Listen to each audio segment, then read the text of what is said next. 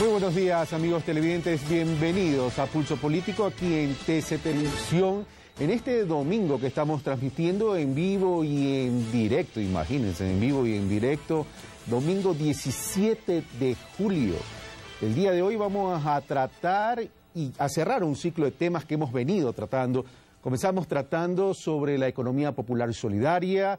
Después tratamos sobre cómo desde las comunidades se pueden generar oportunidades para el desarrollo. Y hoy, ya teniendo cifras oficiales, por cierto, de parte del Instituto Nacional de Estadísticas y Censo, el INEC, vamos a tratar sobre cuál ha sido el comportamiento del empleo, el desempleo, el subempleo y la disminución de la pobreza en el país.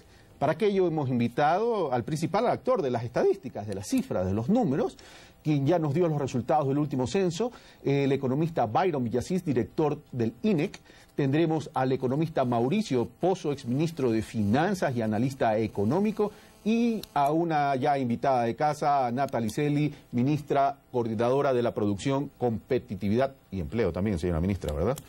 Entonces, le damos la bienvenida. Damas y caballeros, muy buenos días, gracias por haber aceptado esta invitación. Y comenzamos con un reportaje que nos ha preparado Carlos Andrés Núñez. Veamos.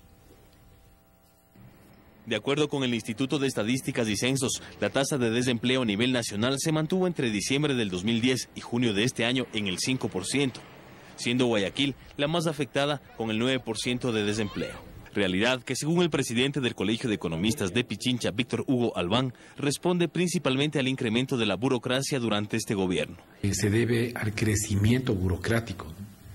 En términos porcentuales ha crecido extremadamente de forma abundante el empleo público.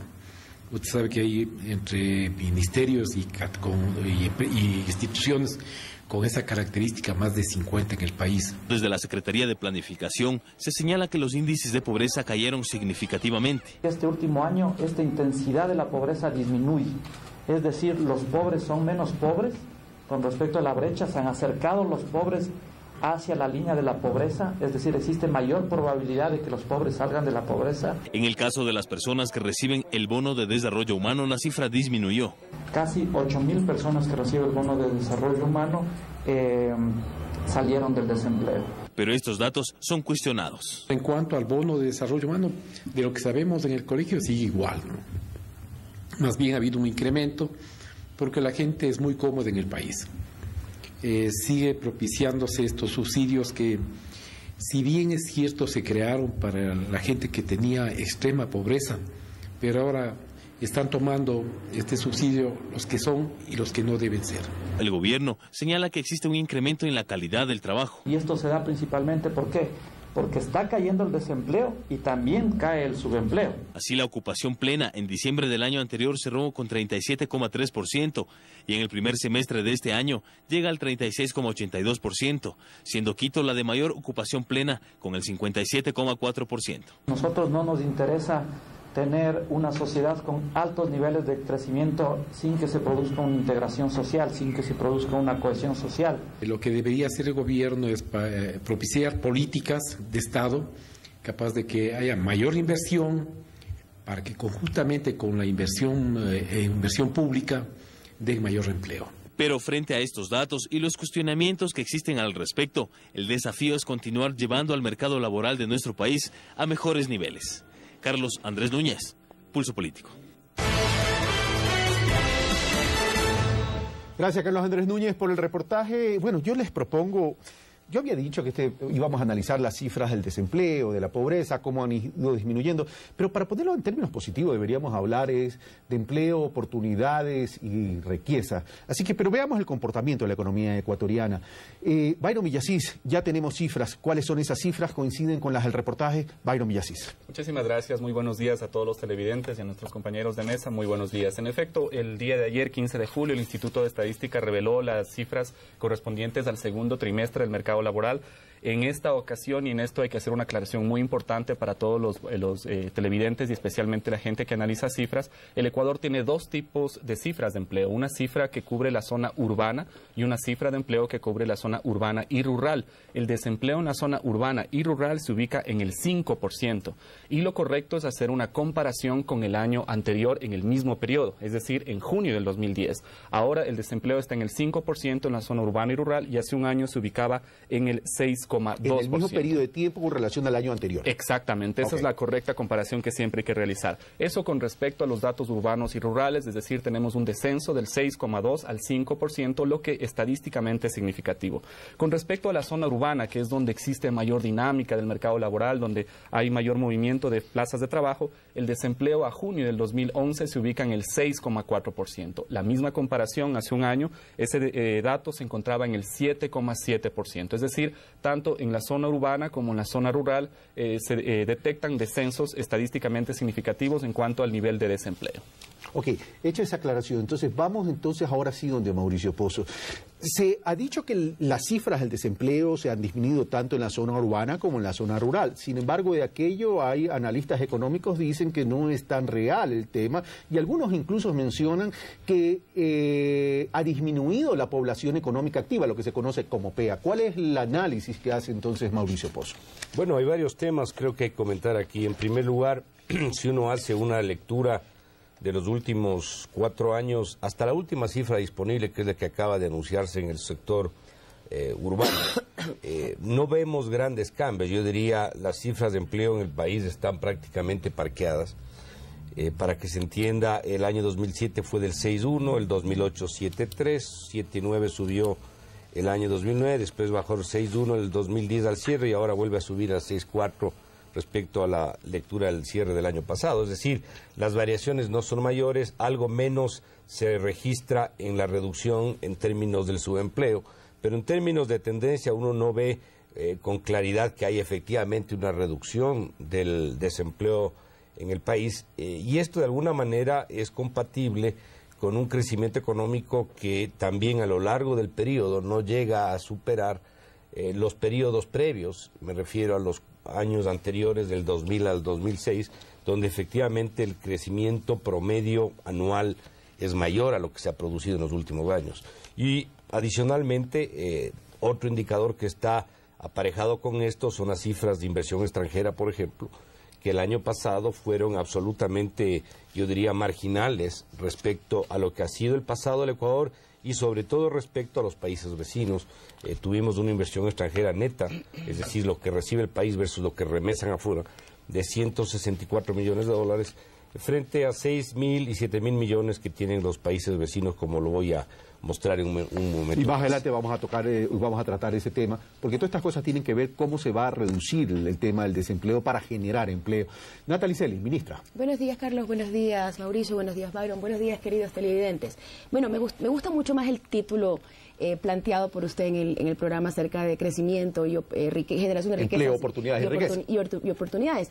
Porque yo tengo una visión distinta de la de Mauricio. Claro, me lo imaginaba, ¿no? Yo creo que las cifras están para analizarlas de manera integral. Y yo creo que el crecimiento del Producto Interno Bruto que él ha hecho de la serie de nuestro gobierno, en promedio, excluye, digamos, del análisis el año 2009, que es el año de mayor crisis del planeta Tierra, porque fue una crisis planetaria. Si usted quita el 2009 de nuestras estadísticas, como lo hicimos para analizar el informe que la Cámara de Industrias realizó, pues vemos que el crecimiento de la economía, y sobre todo la economía no petrolera, es bastante superior a los años previos. Pero analicemos lo que ha sucedido en el último año y medio, es lo que me quisiera referir. La cifra de crecimiento es muy consistente con las cifras de empleo y desempleo que ha presentado Byron Villasís. ¿Por qué? Es muy importante el tema petrolero, obviamente. ¿Por qué? Porque el tema petrolero genera rentas, genera ingresos para el presupuesto del Estado, lo que hace pues el manejo económico bastante más sencillo. Nos endeudamos menos y tenemos obviamente más liquidez. Pero lo que hay que ver, y por lo que tiene mucha relación con el empleo, es la economía no petrolera. El 90% del crecimiento no petrolero, que fue del orden del 8.2 el último trimestre. El 90% es explicado por 4 sectores, Carlos. ¿Cuáles son esos 4 sectores? En primer lugar, servicios, en segundo lugar, construcción, en tercer lugar, manufactura y en cuarto lugar, comercio. Esos 4 sectores, que son del sector privado, obviamente, generan el 70%, redondeando, 69 y pico, de la economía. Es decir, la economía privada está creciendo. Otro tema muy importante y que siempre está en discusión con los analistas es el tema de la inversión pública versus la inversión privada. Efectivamente, Mauricio ha presentado un indicador tradicional que es la inversión extranjera directa, pero él es un economista y creo que no discutirá que la formación bruta de capital fijo de la economía muestra muy bien la inversión, no solamente la inversión pública, privada, sino nacional y extranjera. Y vamos a hablar de la formación bruta de capital más adelante. Es muy importante decir que es histórica y que el sector privado tiene un rol muy importante y lo voy a demostrar con cifras cómo esa inversión privada ha venido creciendo. Quedémonos ahí. Ahora, veamos qué opina la CEPAL en relación a este mismo tema que tiene que ver con el desempleo y veamos lo que opina la doctora Alicia Bárcena, secretaria ejecutiva de la CEPAL, con quien tuve la oportunidad de conversar en días pasados en relación a este tema. Veamos. El desempleo, para poner un ejemplo concreto, en el Ecuador disminuyó de 8.5 en el 2009 a 7.6 en 2010. Y lo más probable es que en 2011 llegue a 7%. Es decir, para usted, doctora Bárcena, ¿ya existiría una tendencia donde en el Ecuador se iría disminuyendo el desempleo, ergo la pobreza? Claro, la pobreza, y por otra razón además, que va a ser positivo, sobre todo para las familias pobres, porque la inflación en el Ecuador, por las razones que todos conocemos, es relativamente baja. Y entonces eso beneficia sobre todo a los hogares más pobres. Pero el otro gran tema que vale la pena señalar es que el salario mínimo real del Ecuador en 2010 se incrementó 6.7%, casi 2 veces más que en 2009. Y además se acordó que el salario mínimo en el 2011 va a tener un incremento de 10%. Okay. Estamos de vuelta, amigos televidentes. Mauricio Pozo, esas son las declaraciones, las opiniones de la secretaria ejecutiva de la CEPAL, que es adscrito a Naciones Unidas, en un análisis que hace sobre la economía de la región, pero también aterrizando al tema del Ecuador. Para ella hay una tendencia en la reducción del desempleo y menciona algunas causas. Algunas de esas causas incluso habla de que se genera una disminución de la pobreza por el fortalecimiento del salario mínimo real. Mauricio Pozo. Bueno, aquí hay varios temas que hay que comentar. Primero, la crisis internacional que efectivamente se presentó a finales del 2008 y principios del 2009 fue una crisis muy fuerte, pero que al Ecuador no le impactó como el gobierno persiste en decir que le afectó. Y las razones son varias.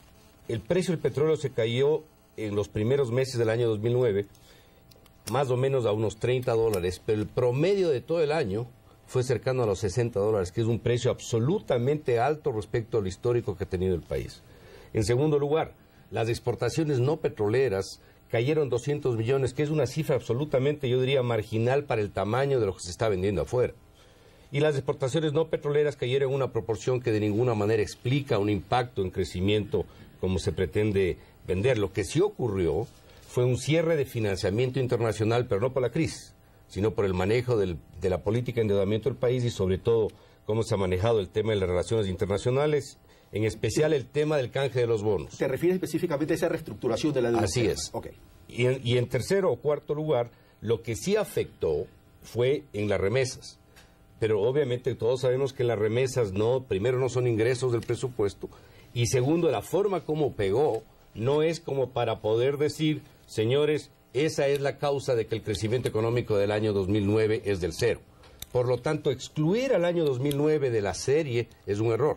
Porque si vamos por eso, también saquemos el pico de arriba, que fue del 7%, que fue un crecimiento de liquidez del 2008, producto de un alto precio, obviamente, del petróleo y la liquidez que eso trajo. Y otro tema que me parece importante, es un error, obviamente, desde un punto de vista de política económica, probablemente en el pizarrón se aguante, dividir el país entre petróleo y no petróleo.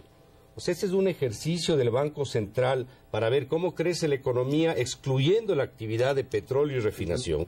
Pero en términos prácticos, el petróleo trae divisas, trae dólares, esos dólares ingresan a la economía y ayudan a financiar otras actividades. Entonces no hay como al Ecuador partirle con una tijera y decir, este es el Ecuador con petróleo y el Ecuador sin petróleo. Si no, tendríamos que hacer lo mismo en los años 50 y diríamos, este es el Ecuador banano y este el Ecuador sin banano, lo cual no tiene sentido. Integral, planteas, Mauricio Pozo. No solo eso, sino que están relacionados y están encadenados los sectores, y con esto termino.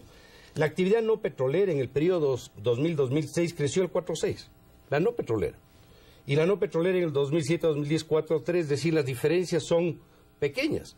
Mientras que la petrolera en el periodo 2006 creció en el 6.3, obviamente producto del OCP que se construyó, y en el periodo 2007-2010 cayó en el 3.1. Eso es lo que explica por qué el crecimiento promedio antes fue del 5 y ahora es del 3, a pesar de que el petróleo obviamente es 3 veces más arriba. Natalie Celi. Yo creo que hay que ser consistente en el análisis de las cifras. Y fíjese usted que la Cámara de Industria, que hizo excelente, me parece es la manera adecuada de debatir con cifras técnicas, no incluye en su análisis el año 2000. ¿Y por qué no incluye en el año 2000? Y yo estoy de acuerdo que no lo incluya, porque es un año donde recién empezamos una recuperación económica de una fuerte crisis del año 98 y me parece adecuado que no se lo incluya. Si incluimos el año 2000 en la serie, pues los resultados también se muestran de manera distintas. Mauricio ve como que la crisis del 2009 no nos hubiese afectado. Me parece que ese es un análisis que deja a un lado todas las políticas contracíclicas que el gobierno implementó justamente de expansión de la inversión pública, la cual no se cayó en el año 2009, aún usted dice que no existía financiamiento, pero fíjese usted que sin financiamiento externo y con el ahorro que se venía haciendo del precio del petróleo anterior y que no se utilizaba para ya pagar la deuda externa, pudimos reaccionar de manera adecuada. Esto lo reconocen hasta los analistas internacionales y esto lo reconocen organismos internacionales serios como la CEPAL y otras. Fueron las políticas contracíclicas las que hicieron que en los países que se aplicaron tuviesen una mejor performance económica que el otro. Si no, comparemos otro país petrolero cercano que es Venezuela y comparemos cómo le fue a Venezuela y cómo le fue a Ecuador. Entonces yo creo que hay que ser objetivo en el análisis de las cifras más allá de quién se encuentre en el gobierno. Me gustaría referirme al crecimiento de la inversión privada, porque este es un tema con el cual se ha venido sistemáticamente argumentando que no existe inversión privada en el país. Es cierto que la inversión extranjera directa mide los flujos y es cierto que la inversión extranjera directa que viene generalmente a los países con abundantes recursos naturales no ha existido en el país. Y eso es claro que no ha existido. ¿Por qué no ha existido? Porque si estamos renegociando los contratos petroleros para el bien del país, porque de esos 63.000 millones de dólares que dice que ha tenido el gobierno, quiero explicarle a la ciudadanía que 13.048 millones se llevaron las empresas petroleras. Entonces, obviamente, si usted está renegociando, si usted está cambiando las reglas del juego, si está cambiando las reglas del juego en el sector minero, obvio pues que no va a venir la inversión extranjera, esa que viene por los recursos naturales. Pero la inversión que hacen los ecuatorianos no es menor, pues la inversión, y yo creo que todo eso se mide con un indicador que es la formación bruta de capital fijo. El Banco Central presenta la formación bruta de capital para el sector tanto público y privado. Nosotros hemos hecho una estimación que otros analistas, el economista del Observatorio de la Política Fiscal lo ha hecho, el economista Pablo Lucio Paredes también, para demostrar cómo en el año 2008 la inversión pública era mayor que la inversión privada, como efectivamente es. Entonces, nosotros hemos analizado una serie del 2006 y para explicar a la ciudadanía, en el 2006 el 20% de la inversión era pública, de la formación bruta de capital fijo era pública y el 80% era privada, por un total de 9.301 millones. En el 2010 eso ya cambia.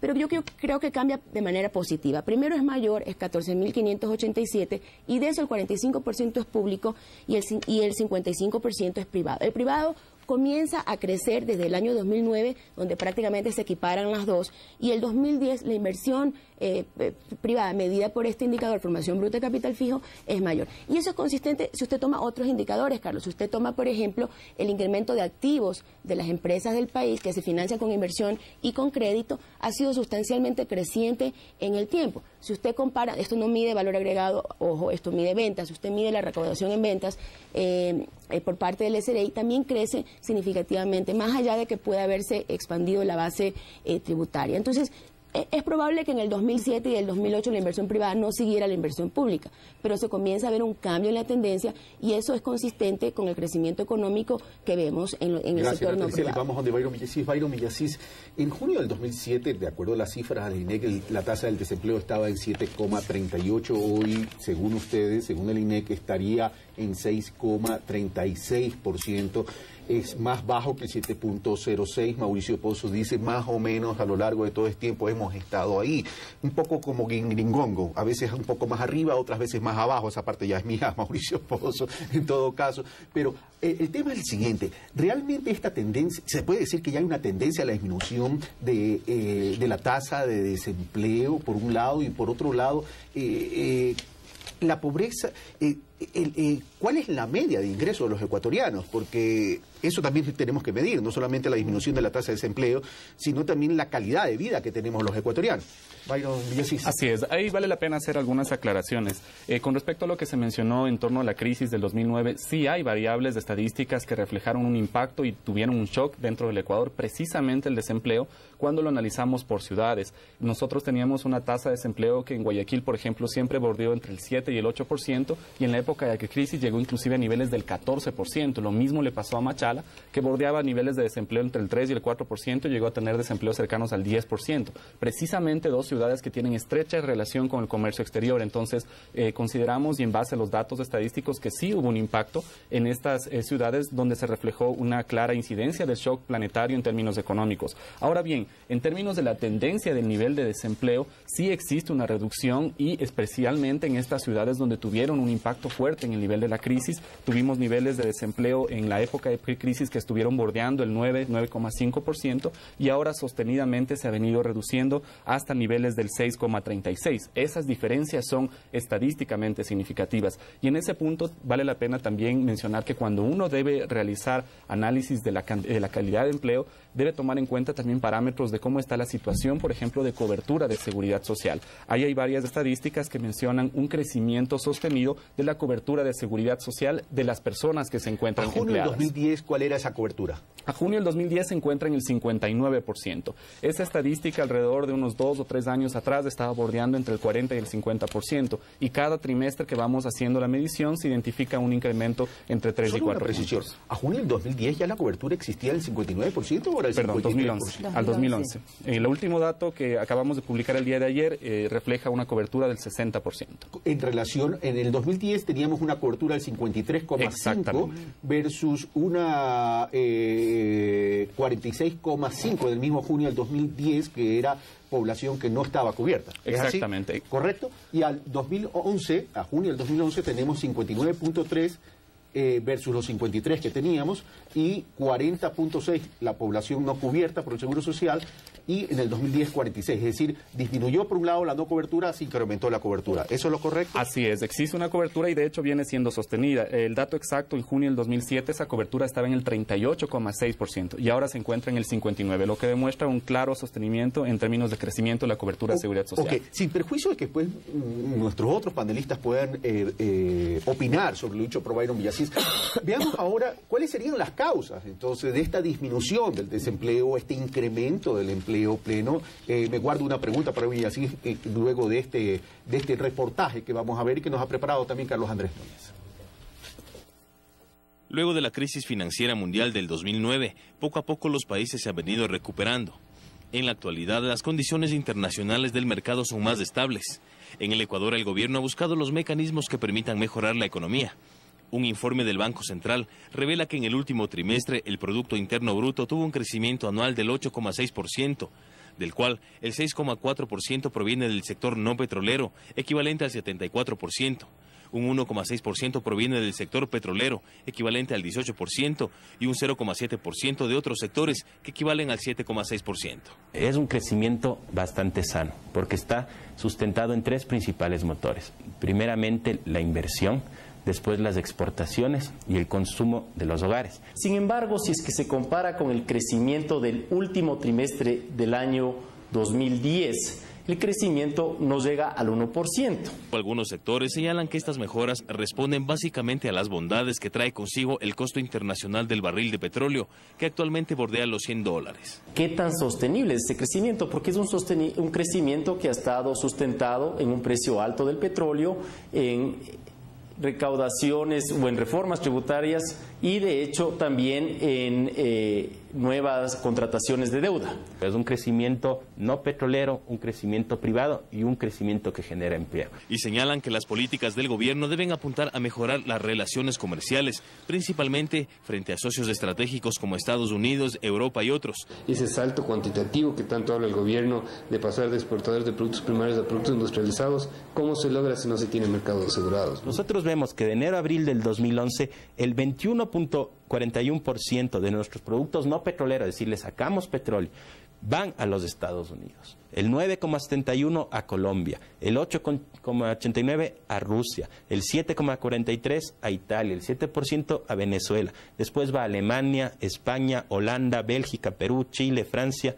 China recién aparece con el 2,19%, Japón y Argentina. Una de las estrategias del gobierno ha sido impulsar la modificación de la matriz productiva, con el fin de evitar que los recursos obtenidos por la exportación de commodities salgan inmediatamente a causa de las importaciones. Pero los sectores de la industria creen que lo que hace falta es mejorar la confianza, pues debido a ello aún existe poca inversión extranjera en nuestro país. Seguridad y estabilidad en las normas, reglas claras del juego, de manera que la gente sienta confianza para asumir riesgos, traer sus capitales y generar fuentes de trabajo en el Ecuador. El hecho de no tener una política comercial establecida no nos permite aprovechar de buena forma estos índices buenos y estas circunstancias buenas que ocurren a nivel internacional. Con este panorama, el gobierno manifiesta que los resultados de la buena gestión en materia económica empiezan a dar resultados, aunque existen cosas por resolver. Carlos Andrés Núñez, Pulso Político. Bueno, estamos de vuelta. El crecimiento económico se supone que debe ser sostenible y ese crecimiento sostenible de la economía debe generar desarrollo social, la generación de oportunidades, las inclusiones sociales a través de estas herramientas económicas, etcétera, etcétera. Antes de pasar donde Mauricio Pozo, una precisión. En junio del 2007, la cobertura del Seguro Social llegaba a la población económicamente activa al 38.6, de acuerdo a las cifras del INEC. Si ponchan mi computador, van a ver.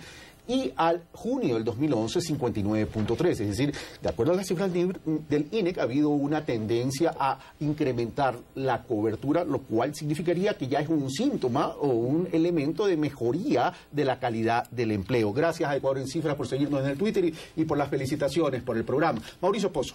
Crecimiento económico es importante. El tema es no crecer, el tema es que ese crecimiento lo tengamos permanentemente para que la economía logre generar un desarrollo social. Es correcto. Yo quisiera aclarar algo adicional aquí, porque también aquí hay un concepto que probablemente no se entiende bien a nivel general.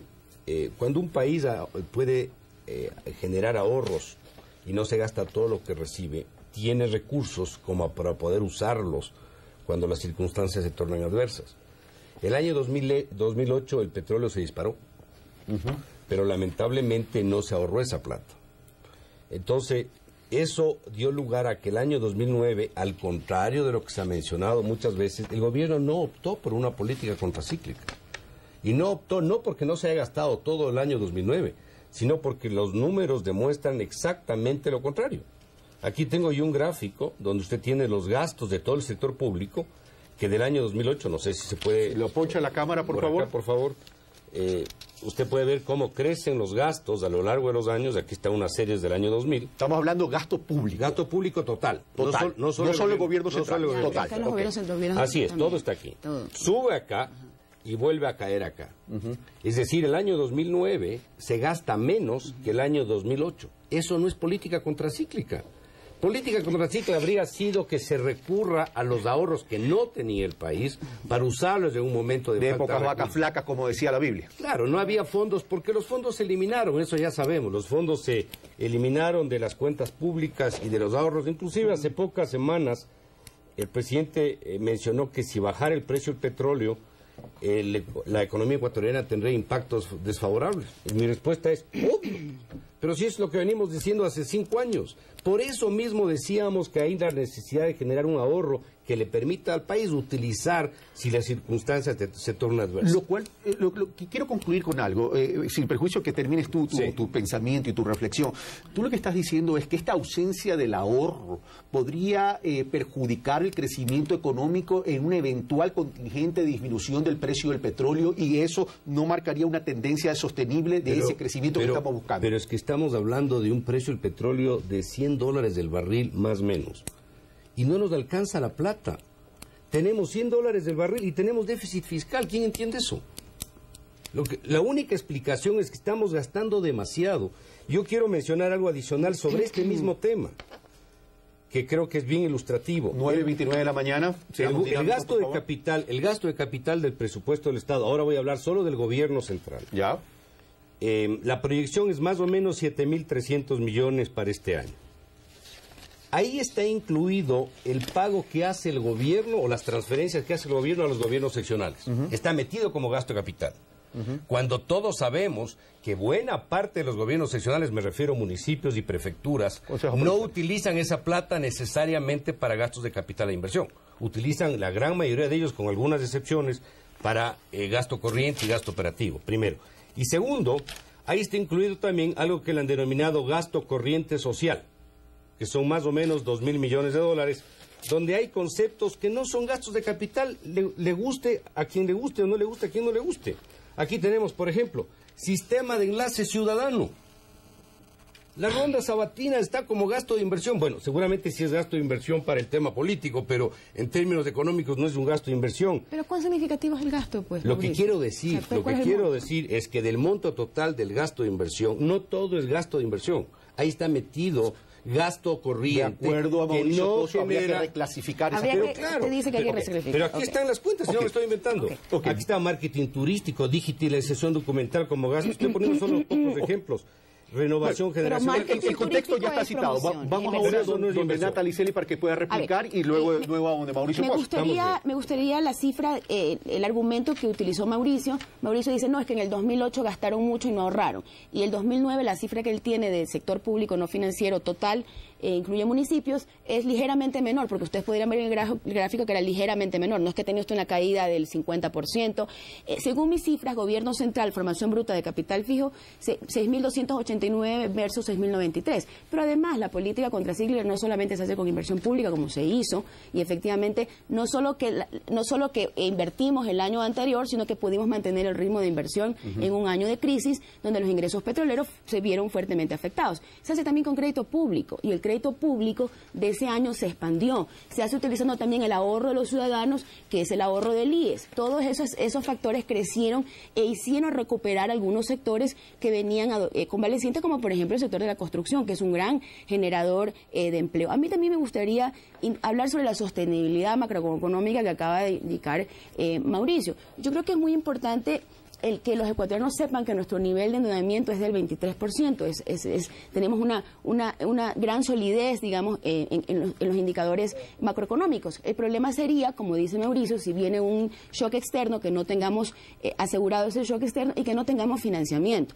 Con esta duda yo le planteé al ministro de Finanzas el otro día, ministro, ¿qué hacemos si tenemos un shock externo? Bueno, nosotros tenemos 3.000 millones en una línea contratada con varios organismos multilaterales que se pueden utilizar en temas de emergencia. Solo una precisión, significa que tenemos un colchón en nuestra capacidad de endeudamiento, pero el tema es qué tan factible es conseguir el financiamiento para tener ese colchón. El Ministerio de Finanzas tiene un contrato de endeudamiento de 3.000 millones que se pueden utilizar en estos momentos de crisis, más allá de otras medidas que se podrían tomar. Es decir, nosotros somos un país donde tenemos todavía que invertir. De hecho, la inversión pública en competitividad sistémica, en carreteras, en conectividad, es clave para la producción y se requiere seguir invirtiendo. En relación al tema del enlace sabatino, yo no sé cuánto será pues lo que cuesta el enlace sabatino, debe ser una cantidad ínfima, pero el otro tema que mencionó, que es el tema el anual de un presupuesto de cuánto, Mauricio? De 23.000 millones. No, el presupuesto, pero no es de inversión. Y si quiere podemos debatir sobre las cifras, de cuánto le queda neto al Estado después de las cifras petroleras. Pero hablemos del concepto, porque acuérdense que el tipo de Pero él mencionó la promoción turística. Yo sí quiero decir que la promoción turística es una inversión para el país. Por supuesto que es una inversión para el país. El momento en que nosotros vendamos nuestro país, desarrollar marca país, desarrollamos la marca país, desarrollamos, esto tendrá beneficios intangibles y tangibles para la economía ecuatoriana. Veamos qué opina Alicia Bárcena de la CEPAL sobre este tema que tiene que ver con crecimiento económico y luego también sobre formación bruta de capital. Veamos. El crecimiento efectivamente en América Latina mantendrá niveles de recuperación que se iniciaron a la segunda mitad del 2009 y crecerá este año la región 4.7%. Ecuador va a estar por encima de ese promedio y se estima que Ecuador va a estar en un crecimiento este año de 6.4%. Todo esto está relacionado en la región, por supuesto, gracias al impulso de la demanda interna y desde luego hay una mejor situación en relación a las exportaciones porque mejoraron sobre todo aquellas que van a Estados Unidos y las que van a China. No es este mismo panorama de las exportaciones que van a Europa, porque Europa efectivamente está pasando por una muy difícil situación de endeudamiento. Gracias, Alicia Bárcena. Recuerdo que esta entrevista que le hice a Alicia Bárcena fue el jueves 14 de este mes en CN Plus, con quien conversamos sobre los resultados y la evaluación que hizo de la región y de América Latina. Mauricio Pozo, Alicia Bárcena, perdón, no Bárcena, Bárcena, si me escucha me va a reclamar.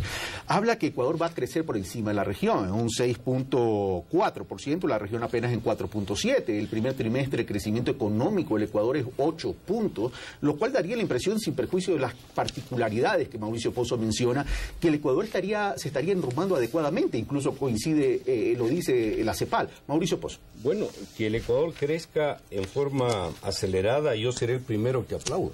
A mí me parecería que eso todos tenemos. Todos los ecuatorianos deberíamos buscar aquello, nadie, ¿no? Puede molestar porque el país crece. Debemos estar todos contentos en eso, pero yo creo que en eso hay que ser absolutamente, yo diría, objetivo. Hablemos de la calidad de ese crecimiento, entonces. Para no distraer un poco el punto de atención. ¿Qué es lo que yo quiero mencionar sobre el particular? Todos los trimestres, que es la frecuencia con la que sale la información estadística por parte, en este caso, del Banco Central, se publican dos cifras de crecimiento económico. El crecimiento económico del primer trimestre del 2000, en este caso 11, respecto al mismo primer trimestre del año anterior, que es lo que se acaba de anunciar del 8.6, aclaremos, que el primer trimestre del año anterior fue bien bajo. Cuando uno parte de una base pequeña, obviamente la tasa se le sube, pero no le quiero desmerecer al 8.6. Pero también se publica el crecimiento económico de ese trimestre frente al inmediato anterior. En este caso, frente al último del año anterior. Ese crecimiento fue del 1.8. O sea, el primer trimestre de este año, el Ecuador tiene dos cifras. El 8.6 del trimestre primero frente al primero del año pasado y del 1.8 del primero de este año frente al último del año pasado. La tendencia normalmente se le ve respecto al trimestre inmediatamente anterior, no respecto al del año pasado. Uno. Y dos, es un trimestre. Ojalá crezcamos todo el año a eso, al 8. Yo seré el primero que me alegre de eso, pero recuerde... Pero la CEPAL habla que el Ecuador crecería a 6.4 en 2011. Ojalá crezca, pero el año pasado recordemos algo. La primera información que se anunció al país fue que el país iba a crecer en 2010 al 6.8%. Y el país terminó creciendo al 3.5%. Entonces yo creo que todavía es muy temprano para sacar conclusiones en definitiva, yo diría válidas, como para poder argumentar que efectivamente vamos a tener un crecimiento del 6. Ojalá así sea. Probablemente hay otras fuentes de información que hablan de un crecimiento del 3 o 3,5, que yo creería que por ahí va a estar. Yo creo que el año 2011 va a ser un crecimiento cercano al del año inmediatamente anterior. Y además hay un tema adicional que quiero mencionar. Fíjese, el gobierno dice que vamos a crecer a una tasa importante este año y ojalá así sea. Pero lamentablemente, hay un problema de ejecución y yo diría, de falta de oportunidad de decisiones. Estamos entrando a la 9ª reforma tributaria en 4 años y medio. La reforma tributaria que están anunciando, que dice que van a recaudar más o menos 300 millones, no llega ni al margen de error del presupuesto del Estado. En el agregado es más o menos 23, 24 mil millones, 230 millones, 1 punto algo por ciento el total del presupuesto. Supuestamente para asignar los recursos para temas de salud. Nadie niega que la salud requiere todo lo que haya que darle, eso no estamos discutiendo. Lo que yo estoy discutiendo es que cuando uno analiza la evolución del gasto en salud, uno ve que al mes de junio la ejecución del gasto de inversión en salud, ¿a qué porcentaje creen que llega? Al 17%, debería estar cerca del 50%.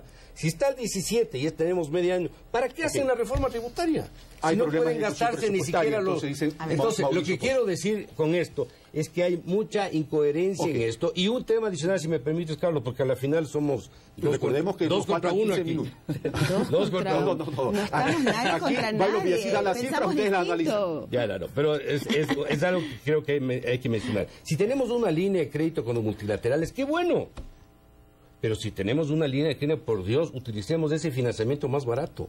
Pero está siendo, yo creo que ahí inconsistente. Vamos entonces a oración de Nanda Miceli. Mauricio, a ver, primero que tú dices, tengamos una paraguas para cuando llueve. Solo una cosita, una observación. Me acaba de llegar un Twitter en que me dice que por favor utilicemos lenguaje castellano para el común de los mortales. Muy bien. Les recuerdo, señores economistas y técnicos. Tiene toda la razón. Y disculpas a la ciudadanía. Bueno, en relación a lo que Mauricio acaba de explicar. Mauricio acaba de decir algo en lo cual yo estoy de acuerdo, para que veas que en algunas cosas estoy de acuerdo con lo que dices. O sea, yo sí creo que el ritmo de crecimiento es importante, hay que ver la parte cíclica y hay que esperar que termine el año. Yo estoy optimista de que cumpliremos la proyección económica del gobierno, esperemos que las palabras de Alicia sean proféticas, pero hay que esperar todavía, es un primer trimestre. Sin embargo, yo quiero indicar que los sectores que están generando empleo privado son sectores que en T-1 vienen creciendo a tasas realmente impresionantes.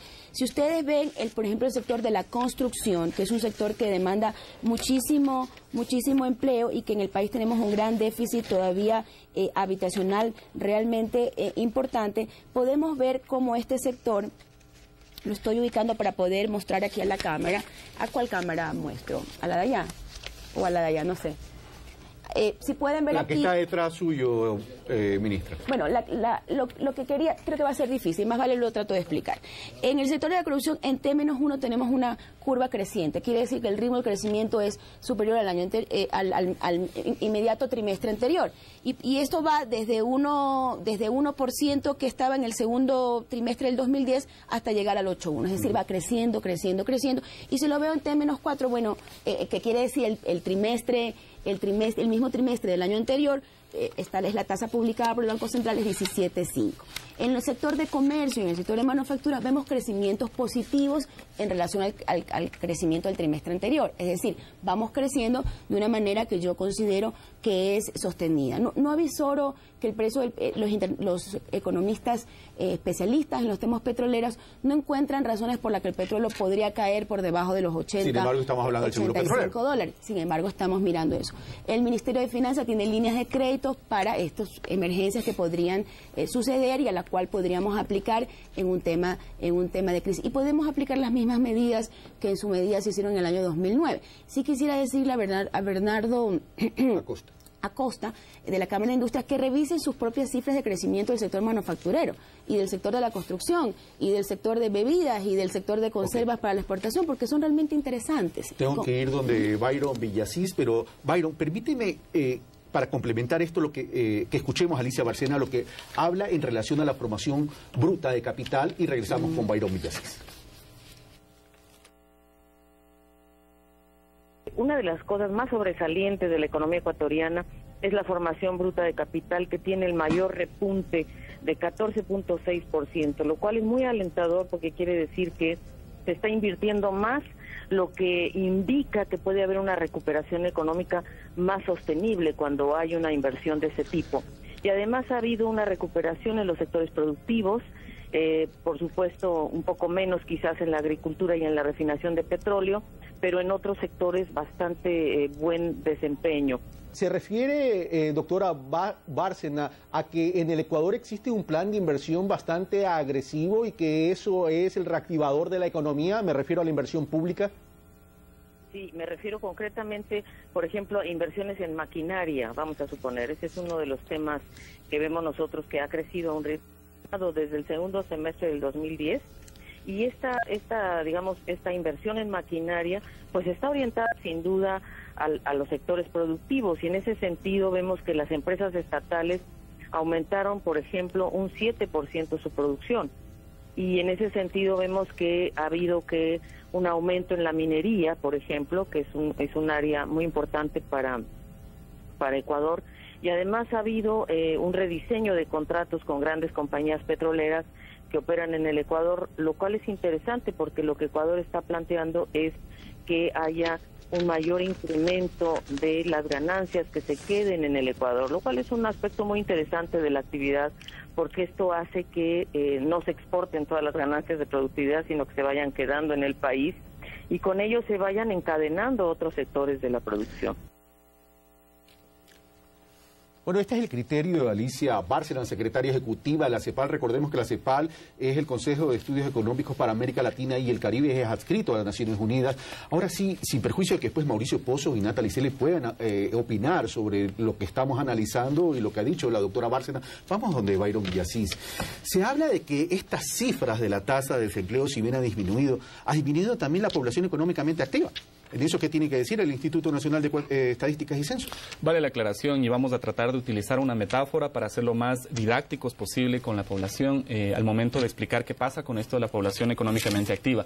Primero hay que ser muy categóricos. La población económicamente activa en el Ecuador no se reduce. Para eso hay que hacer una prueba estadística de hipótesis donde se verifica que no existe tal reducción. Para no hablar en términos técnicos voy a utilizar una metáfora. Supongamos que uno está preocupado por el peso que tiene y un día va y se sube a la balanza y dice 90 kilos. Al siguiente día va y la balanza le dice 80,5. Al tercer día va y le dice 90,5. Al cuarto día va y le dice 90 kilos. Conclusión, liposucción. Conclusión. Hay ciertas medidas estadísticas que pueden tener una ligera variación numérica, aritmética, pero para decidir, para concluir si es que existe una reducción o no, hay que hacer una prueba de hipótesis estadística, que es un mecanismo muy simple que cualquier estudiante de estadística lo puede realizar y puede comprobar que la población económicamente activa para todas las edades se mantiene. Ahora, hay un detalle muy interesante y muy importante para los analistas. Mencioné para todas las edades. Hay un elemento clave. ¿Qué es esto de la población económicamente activa? Son todas las personas mayores a 10 años, es decir, inclusive niños de 10 años, que están trabajando o que están dispuestos a trabajar haciendo acciones concretas para buscar empleo. Cuando analizamos la población económicamente activa, y si me permiten mostrar un gráfico, por favor, aquí podemos encontrar la tendencia de la población económicamente activa para las personas que son mayores a 18 años. Y esta es la población económicamente activa para las personas menores a 18 años. ¿Por qué se mide la población económicamente activa para mayores de 10 años? Esa es una definición de la OIT, no es una discrecionalidad del Instituto de Ecuador, y al analizar esto nos damos cuenta que estas personas menores de 18 años se encuentran cada vez más estudiando. Para efectos de nuestra teleaudiencia, ¿qué es la OIT? La OIT es la Organización Internacional del Trabajo que tiene la competencia de normar este tipo de estadísticas, y precisamente ahí vale la pena mencionar otro gráfico que me parece muy concluyente. Esta es la población económicamente activa de otros países. ¿Existen acaso en este gráfico incrementos marginales como para decir que debe haber una tendencia mucho más al alza? Es evidente que no. Las poblaciones económicamente activas tienden a tener esta lógica, este crecimiento que al separar por mayores y menores de edad, nos estamos dando cuenta que los menores de edad, e inclusive con la misma encuesta les preguntamos qué es lo que están haciendo, a qué se dedican, y nos damos cuenta que a diciembre del 2010, los menores de edad se dedicaban exclusivamente a estudiar en un 91%. Ha disminuido esa fuerza laboral en menores de edad, lo que quieres decir. En menores de edad, es decir, estas personas que son menores de a 18 años, inclusive de 10 años, antes en el 79% se encontraban exclusivamente estudiando. Ahora esa proporción se encuentra en el 91%. Eso quiere decir, y para concluir simplemente la idea, que inclusive vale la pregunta, socialmente, ¿qué es más beneficioso? ¿Que un niño de 10 años esté buscando trabajo o trabajando, o como lo demuestra la estadística, que esté estudiando? Carlos, un punto sobre este tema porque es importante. Yo sí creo que categóricamente, creo que ha sido muy claro, Byron, en el tema que la población económicamente activa no ha caído. Esto es un análisis muestral estadístico que luego usted lo lleva una proyección para poder determinar este universo. Y hay que explicar a la ciudadanía para que luego no se malinterprete lo que Byron acaba de decir. Cuando usted cumple 10 años, usted tiene dos opciones. O voy al mercado laboral, por lo cual usted pasa a ser parte de la población económicamente activa, o voy a estudiar.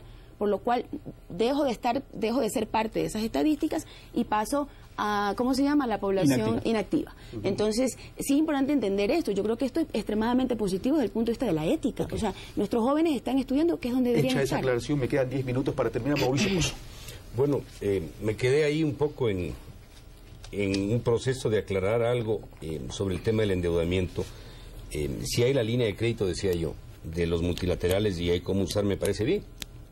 Pero yo creo que ese endeudamiento ojalá se pueda concretar, que reemplace al endeudamiento que estamos este momento contratando. Fundamentalmente por el tema de costos financieros, hablas. Costos financieros, plazos, tasas de interés, garantías. En el pasado era pecado hablar de garantía petrolera, ahora ni siquiera pagamos con eso, sino pagamos con barriles.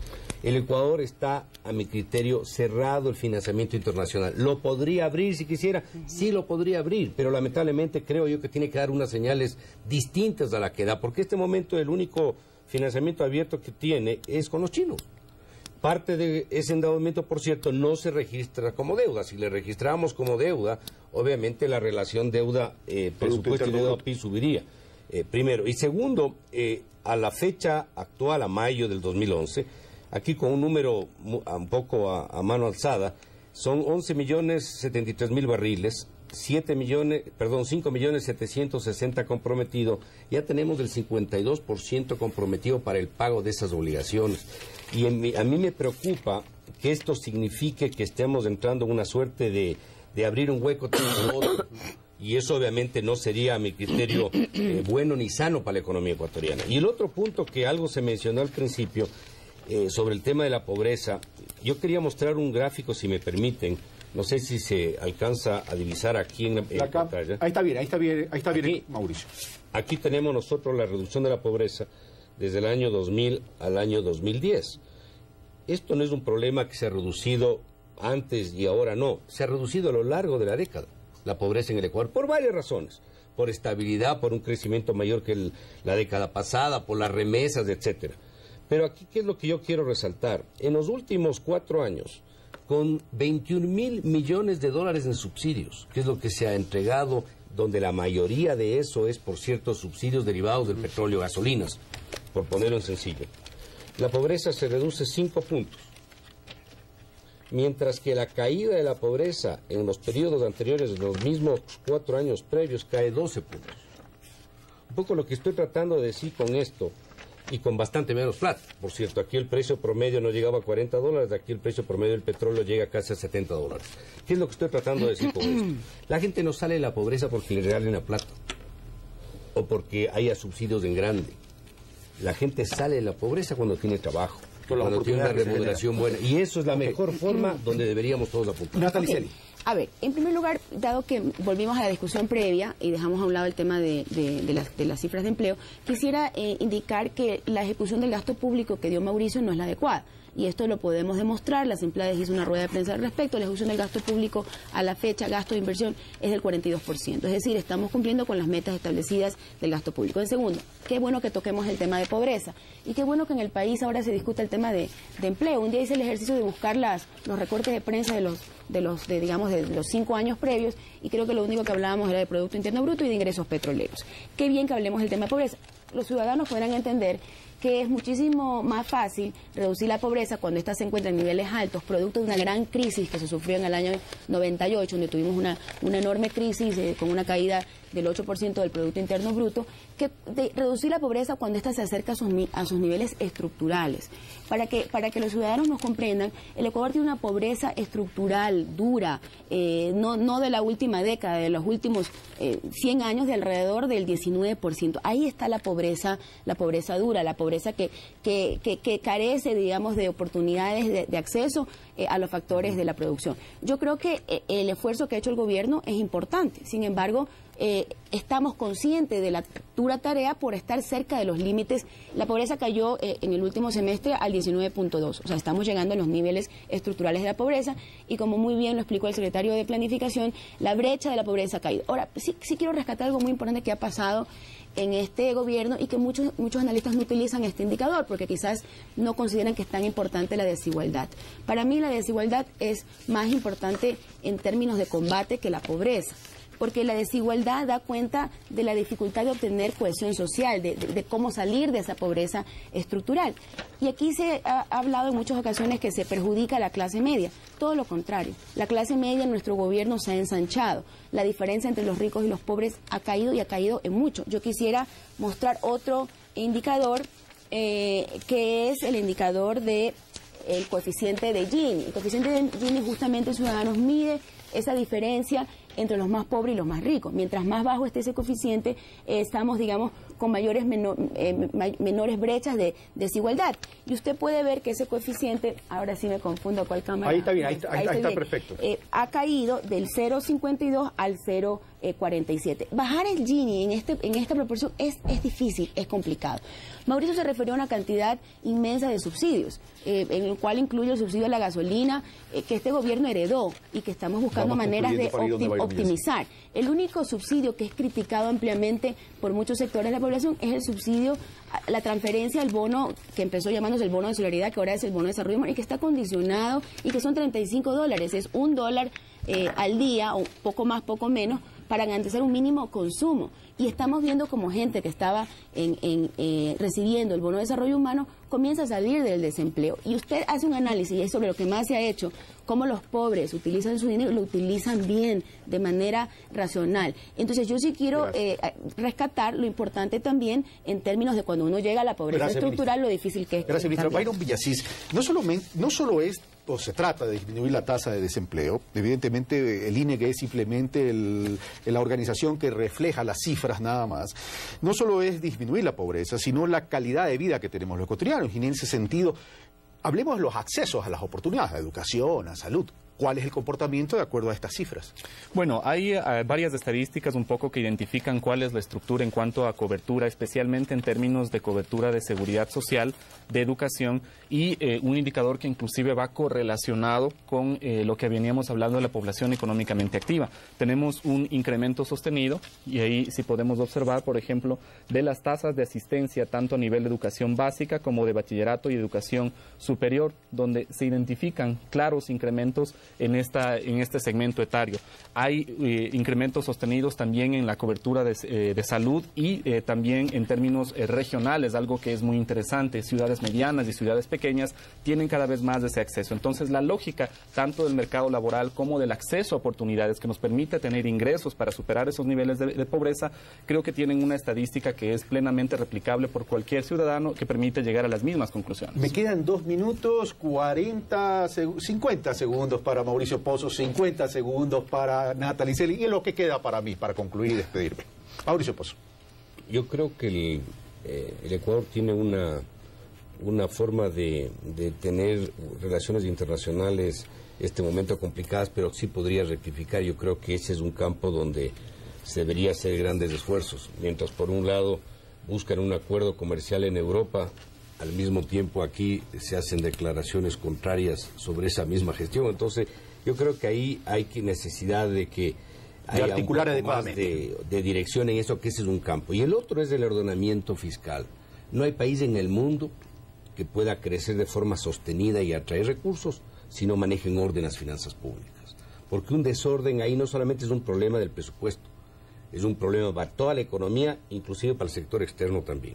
Entonces, ojalá puedan rectificar, porque eso va a ser lo mejor que pueda como carta de presentación tener el gobierno y lo mejor que pueda tener. Gracias, Mauricio Pozo. Natalie Celi, ministra de la Producción, Competitividad. Bueno, yo creo que debemos mantener esta sinergia y complementariedad entre la inversión pública y la inversión privada. Estamos lejos del pleno empleo, así que no hay un problema de desplazamiento de la una a la otra, todo lo contrario.